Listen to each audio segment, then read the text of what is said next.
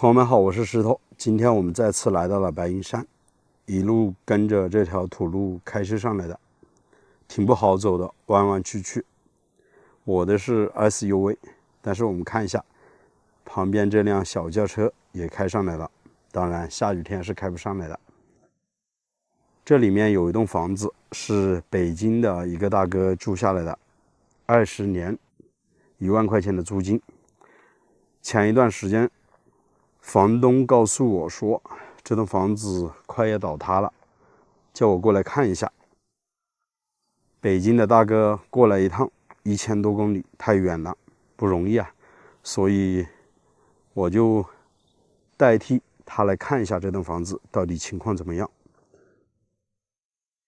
北京的这位大哥比我年长2岁，42岁的年纪，他说小孩还小，想等几年再来装修这栋房子，所以说房子租下来之后一直是闲置在这边，连瓦片也没换的，很担心房子会倒塌。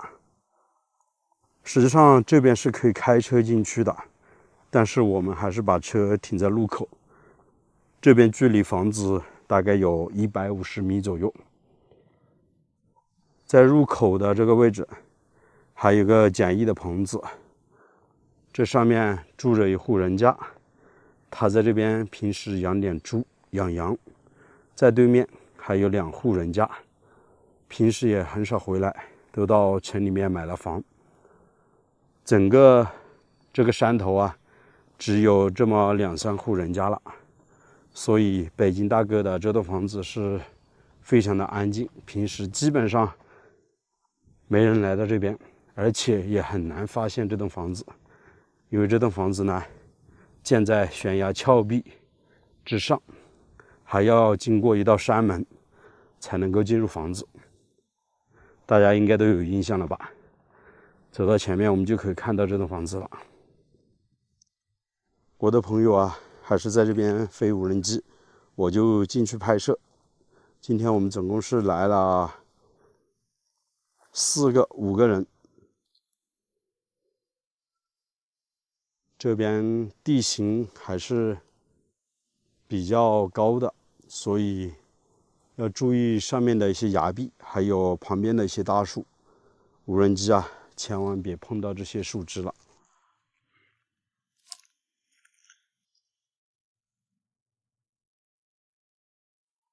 这栋房子很隐蔽，我在想啊，这户主人家可能在以前把房子建在这里，是为了躲避土匪吧？要不然谁会把房子建在崖壁里面呢？这是自然形成的一座山门，大概宽有3米左右。主人家用一些木头把它拦起来，两边的崖壁还挺高，目视一下大概有20米左右，天然形成的。这边有一处洞口，从这边可以看到底下的大山。这边的崖壁也很高，现在就可以走进去看一下了。实际上之前我拍过这里的视频，大家在视频里面留言非常多，都想让我去找到这样的房子，独门独院，很隐蔽，用来隐居养老，真的太安逸了。现在我们首先看到的是这栋房子的侧面，大概房子进深只有6米左右，是一栋3开间的木房，加上一个厨房。之前来的时候，厨房那一面已经开始倒塌了。房子没有多高，大概也就4米多，通水通电，那边有从外面拉过来的电线，还有电表。房子是背靠着石头崖壁，后面的崖壁高30米左右，很陡峭。这栋房子也是建在崖壁之上，底下也是非常陡峭的崖壁。这边还有犁头，平时在这边犁田犁土的。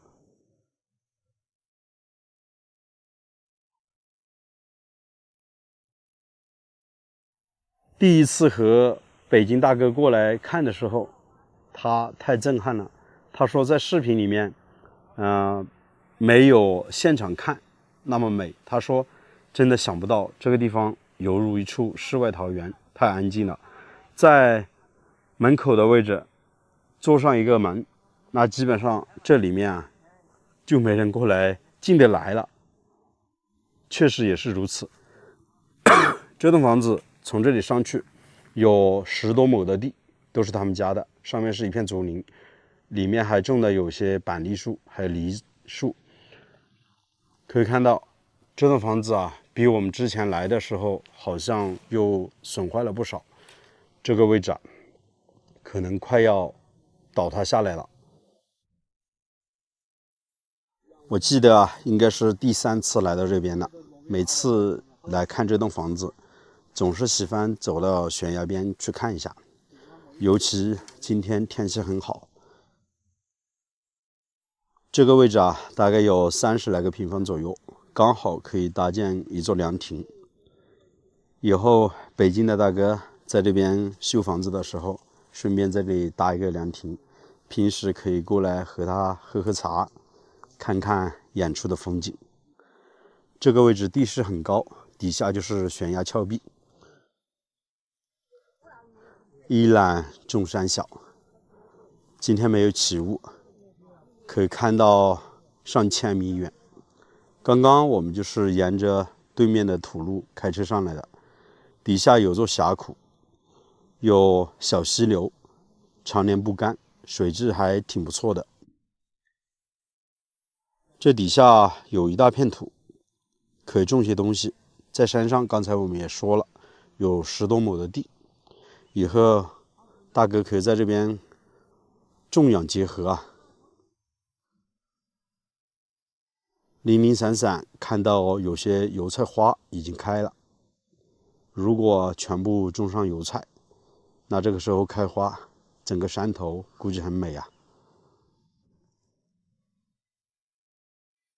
你很难想象这样的大山里面有这么多户人家，他们都不搬去城里面，在山里面条件真的挺艰苦的。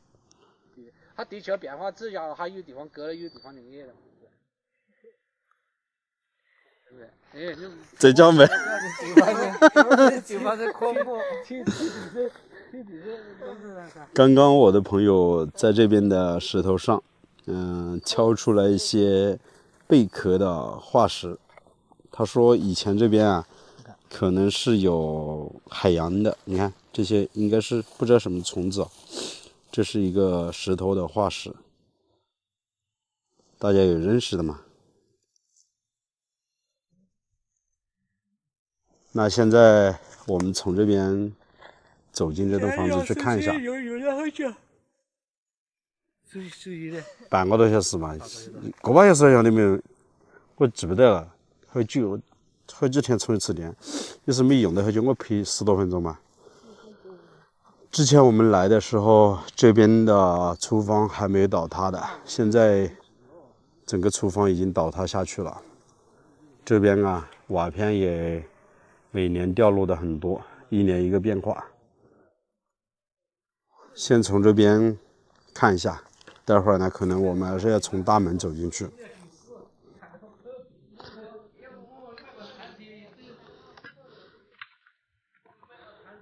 这边有灶台的，以前他们家的厨房就在这块，这块大概有40来个平方左右。后期装修的过程当中，这边可以给它建起来，以后做厨房。这边以前也是装了木地板，但是上面淋雨下来，这些木地板全部都坏掉了，挺可惜的。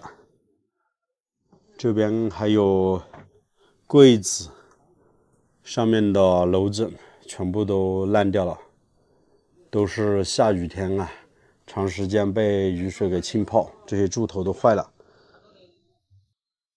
我们踩在这些楼板上面还是要注意一些，乱七八糟。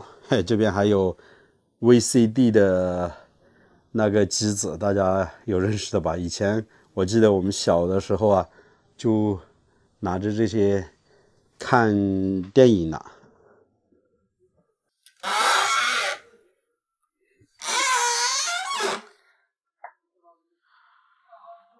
哇，这房子里面好多蝙蝠的粪便啊！没人住了之后啊，这边都变成蝙蝠的家了。有打米机，还有晒玉米稻谷的竹编。这边是2楼的位置，可以用木梯爬上去的。这边还有小孩子的一个那个摇篮椅。这边就是木梯了，平时爬上爬下都用木梯。这个位置啊，是被雨水浸泡腐烂了，上面还有蝙蝠，看到吗，朋友们？那个位置，哇，一动一动的，好吓人哦。这栋房子以前是装了木楼板的，自己用木板子做了一个吊顶。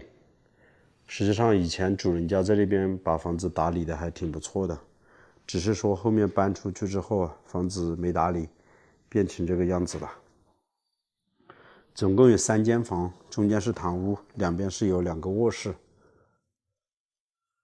这边也是装了木地板，中间的位置也是腐烂掉了，背后有床，还有柜子。整体房子我感觉和我们第一次来的时候变化不是特别大，只是厨房的那边倒塌了，其他地方还好。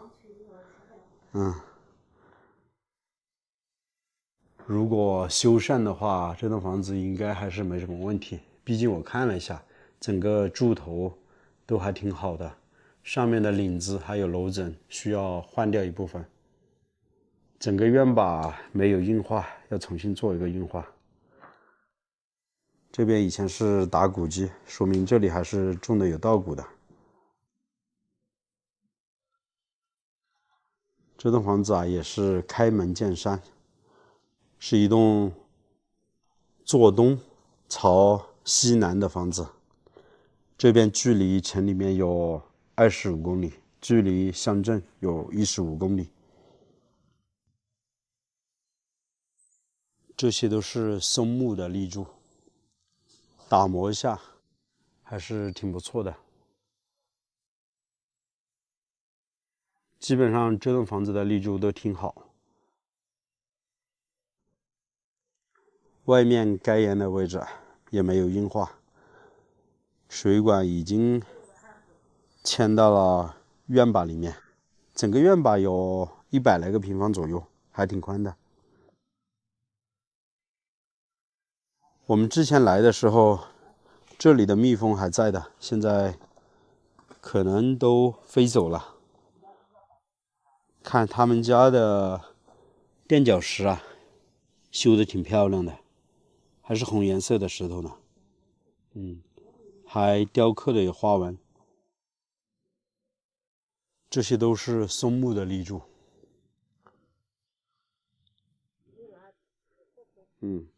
房子的右手边也有一小块空地，也就是刚刚入口的这个位置，可以把它修出来，在这边可以做一个偏房，也可以做厨房，那边可以做一个茶室。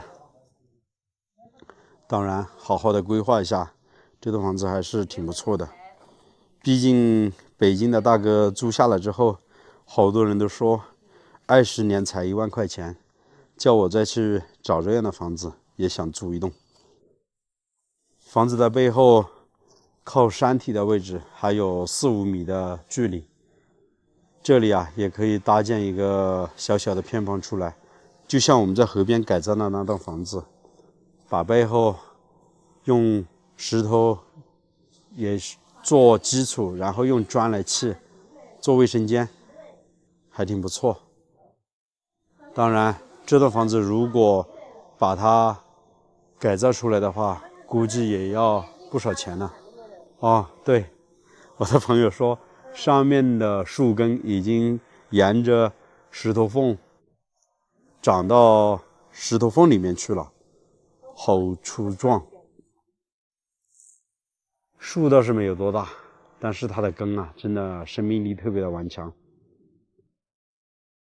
朋友们啊，要是你愿意花1万块钱在这边租下一栋房子，隐居养老吗？欢迎大家视频里面留言。这期的视频就为大家分享到这里，我们下期视频再见了，拜拜。朋友们好，我是石头。现在农村里面条件是越来越好，家家户户都建了小洋楼。像以前的木房子现在大部分都闲置，有的是直接给它推倒重建，有的是放在那里人也不要了。今天我们要去看的这套房子呢，是当地一个大哥给我打电话，他说他们家的这栋房子紧靠着河边，地理位置挺高，环境也挺好的，只要1.8万可以给他买下来。那这样的一栋房子究竟怎么样呢？我们一起去看一下。这是进村的道路，都是水泥路面，大概宽4米左右，基本上轿车、SUV、房车都可以开进来的。我的车是只能停在邻居家的院坝。今天我们要去看的这栋房子是不通公路的，所以这户人家在10多年前搬出去了，在路边重新建了一栋房子。这栋房子也差不多是闲置了10多年左右吧。现在我们看到的这栋木房呢，还住着一位老人。可以看一下这边的装修风格，就是这个样子的，感觉还挺不错吧。我们要去看的这栋房子啊，也要经过他们家的院坝，从这边走过去。这里有一棵柚子树，枝繁叶茂的。实际上这栋房子是有2条路的，这是一条小路，因为我的车是停在这边，从这里过去呢更近一些。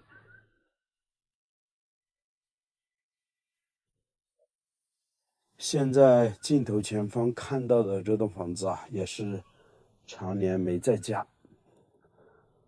主人外出务工。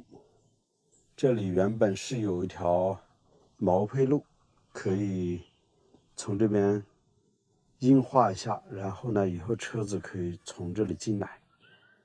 整个路面的地基已经做好了，这边距离进村的道路啊，大概也就20米左右。我们要去看的这栋房子啊，是从这里走过去。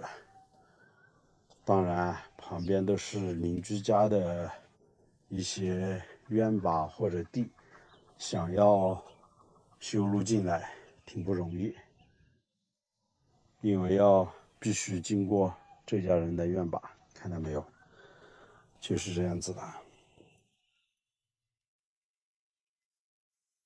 所以，如果要买这栋房子的话，估计只能把车最多停在那个位置，以后修好路之后，然后呢再步行走过来。实际上，这边距离房子也就10多米左右吧。这是一栋土家民居木房子，3开间的。这边以前是一间厨房，上面的瓦片都掉完了，主体还在。这套房子整体的结构啊，就不是特别好，但是这栋房子立柱很好，基本上修起来的话难度不大，通水通电，接网络也非常的方便。这栋房子是整个村子地势最高的一栋房子。看底下的房子虽然都是楼房，但是地势稍低一些。那边是一条大河，也是幽水河的支流之一。河面大概宽有150米到200米左右，河水的深度大概有50米左右，里面很多大鱼。每年夏天啊，来这边钓鱼的钓友是非常多的。房子是独门独院，虽然紧挨着邻居家，但是这也是一栋闹中取静的房子。因为这边过去的话，只有这户人家了，再过去就是一小片竹林，非常的安静。实际上从这边是有一条小路的，从那个位置可以走到河边。这里走下去的话，将近有20来米，可以走到河边。底下还有一处泉眼，水质非常的好。这栋房子啊，外墙板还保留的比较好，但是里面的墙板大部分都是坏掉了的。从这边啊，我们可以从堂屋进去看一下，整个楼顶啊掉下了很多藤类植物，从瓦片穿透进来的。这一片木墙板啊，也是坏掉了的。堂屋做了一个水泥的硬化，大概堂屋的面积有40来个平方左右，房子的进深有6.5米左右，开间是4.5米。这边是一个卧室，这间卧室啊，地面就没有硬化了，后面的木墙板也是没有了。当然，这些木墙板可以装修的，很简单，就像我们在河边改造那栋房子一样的，大家还记得吧？上面铺了一层楼板，当然楼板损坏的也非常的严重，这些楼枕啊，有的也是坏掉了，像这边已经腐朽了，这边有些还可以用。墙板之上贴了很多海报，以前都是80年代那些明星的一些照片，充满了年代的记忆啊。从这里走进去的话，可以看到这栋房子是背靠着大山吧，相当于面朝大河。其实背后的宽度大概有2米左右，可以把它用砖砌加建出来，然后在这边呢做一个独立的卫生间，也是挺不错的。看到吧，这栋房子的立柱都挺好的，打磨一下，再把木墙板装上，基本上住起来也非常的舒服。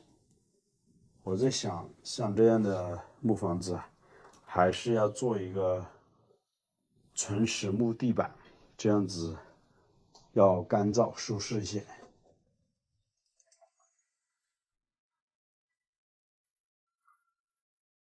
从这边可以走得过去了。堂屋的两侧都留有房门，方便进入两边的卧室。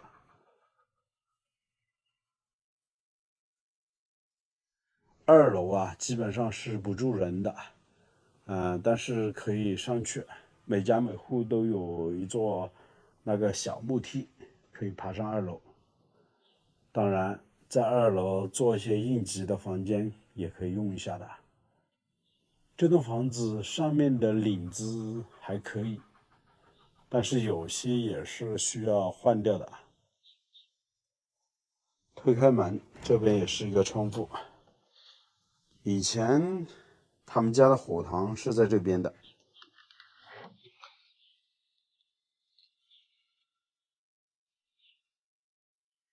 我发现我们这边的房子啊，基本上3开间的房子中间都不做隔断墙，整个房间就是一个卧室，这样子还挺宽的。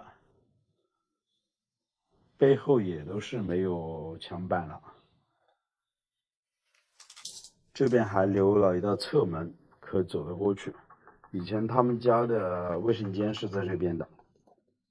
哎，那边有一只那个啄木鸟，一直在那里挖虫子吃吧。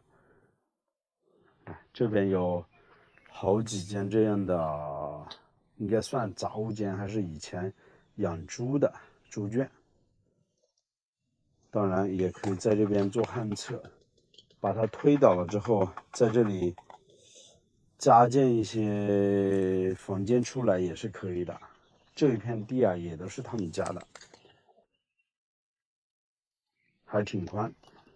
在这边，如果把它买下来，养鸡、养鸭、养鹅，在旁边呢再种点菜，还是挺不错的。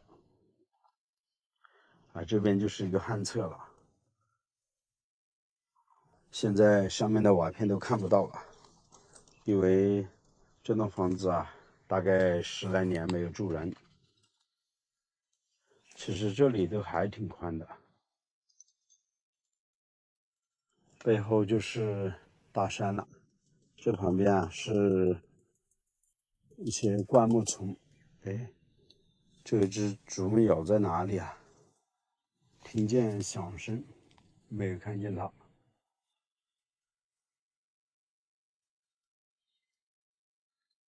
刚才我说的那条小路，应该就是从这里走过去的，可以一直走到河边。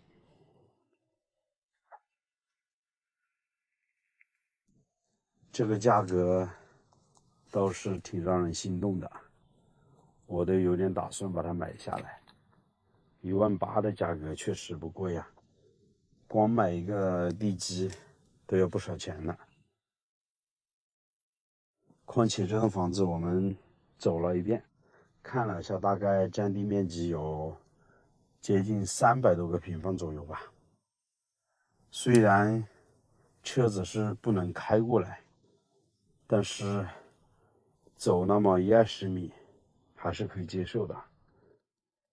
每天坐在院子，可以看看河面的环境，地势高嘛，其实每天敞开大门就可以看见大河了，这样的一个环境也是挺不错的。这边的院吧也有那么宽，大概有20多个平方、30个平方左右吧。平时主人家在这边养鸡地上有，这是什么？看起来也不像粮食作物。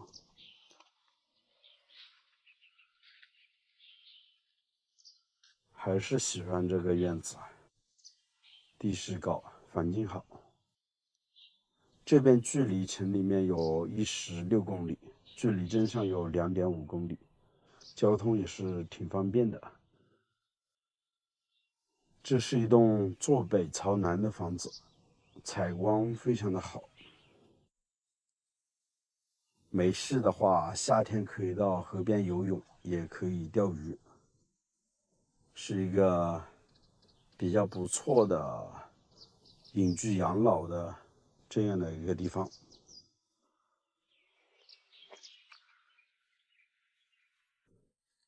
顺便再来看一下这间厨房，以前里面也是有灶台的，当然现在上面的瓦片都看不到了，所以整个灶台长满了杂草，也是典型的农村柴火灶。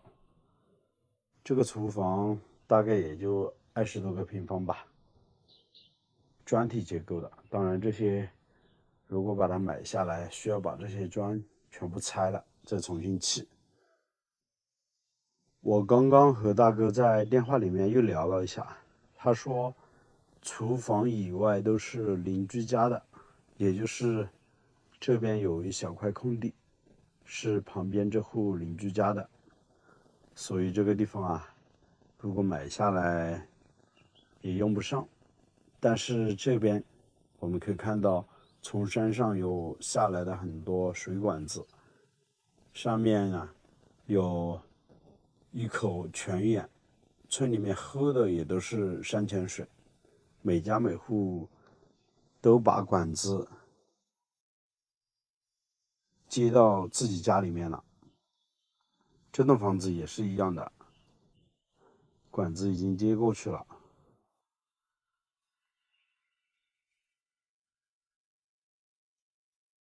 我总感觉像这样的房子，如果把它买下来，最好还是把瓦片给换掉，换那种瓷瓦，比这种青瓦我感觉要简单省事一些。这种瓦2-3年需要检修一次，挺麻烦的。每次检修大概要2、3千块钱呢。刚才我们在电话里面还谈了一下进入房子的路，这里啊就是修好的毛坯路，从这边走过来的，那边就是进村的马路了。从这里过来大概也就15米左右吧。毛坯路已经修好了，村里面也上报了，马上就开始要把这一段做硬化，以后车子是可以直接开到这块位置了，相当于啊，以后可以从这边走过去，距离房子也就10来米左右吧。朋友们啊，就是这样的一栋房子，就这个价格，你们觉得贵不贵啊？欢迎大家在评论区里面留言。我是石头，喜欢我的视频请记得点个关注，我们下期视频再见，拜拜。